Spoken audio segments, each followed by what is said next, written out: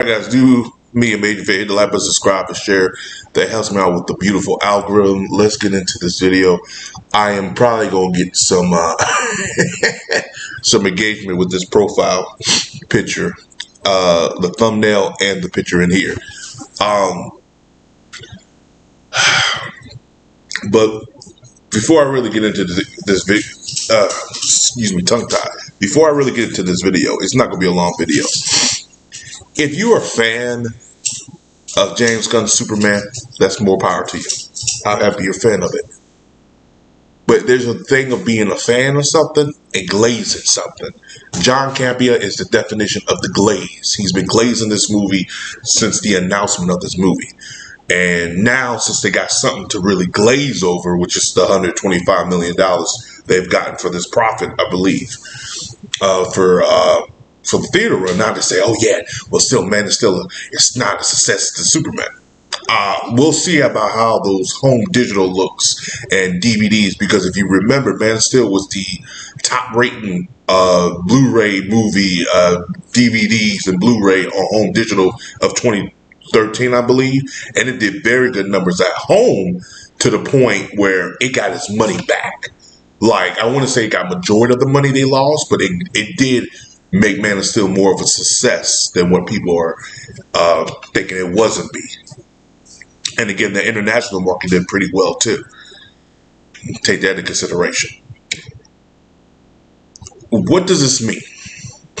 It doesn't mean a lot of things. I do believe that Warner Bros. Has been having a good year with their movies, more so than Disney. Every horror film that's came out from Warner Brothers has done big numbers for them, which will probably make Warner Brothers look more into the horror aspect and the superhero aspect, but again, just lower the budget. But when I was watching John Campea's video, he was talking with Rob, and they got into this thing saying, oh, well, they filmed it in Ohio and every dollar and all this stuff. What I feel is the narrative has changed. When Man of Steel came out, it was a success, and it made more money than Superman did. Yeah, it's 50 million or it's 10 million or 20 million. It don't matter. It made more. Today, people are saying it's okay not to make $700 million because at 500 it'll break even. When their budget is over 300 something million dollars. But then it's like, well, in Ohio, this is this and this is that. Okay, cool. Regardless of what's going on in Ohio and how much money they're getting back, the movie still did not make the number that Warner Brothers wanted, because Warner Brothers expected this to make more than Man of Steel. It expected it to make probably a little bit about the same number of The Batman, or about the same ballpark of the box office of The Batman. It did neither.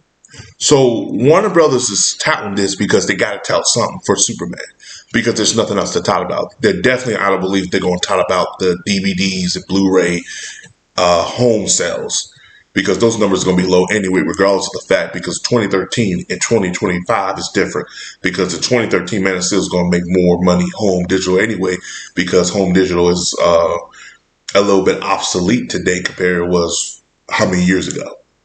So, that's, you got to take that into consideration too.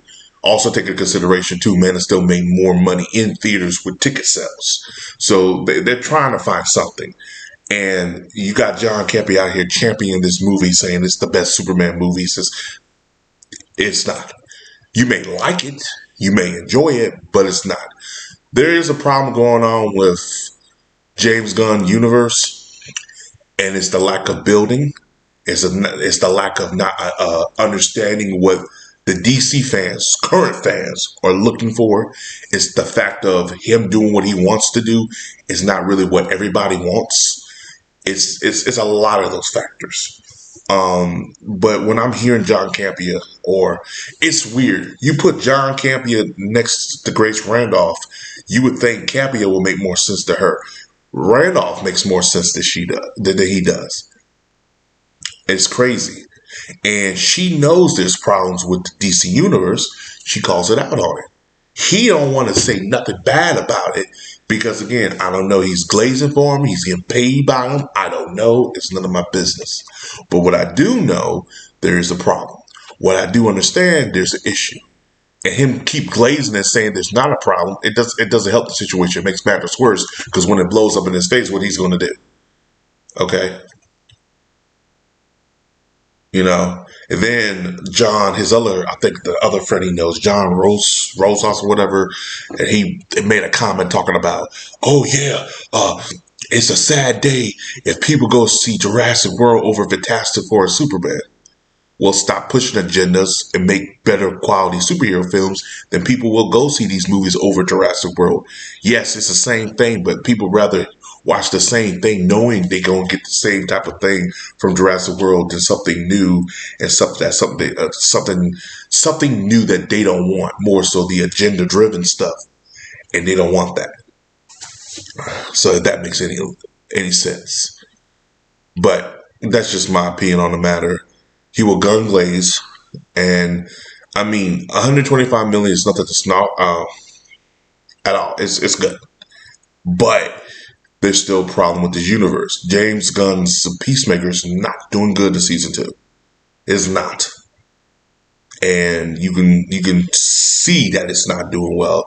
He's promoting it. He's trying to do this. He probably said, "Well, he's supposed to." Yeah, not this hard. Oh yeah, this is going to be a prequel before Man of Tomorrow. How much? Because you said the same thing how the Flash was going to connect to the new DC universe, and it did nothing. It's him talking again, and that's exactly what he's doing. But anywho, as always, guys, like, subscribe. Peace. Have a Johnson day. I'll see you guys in the next video.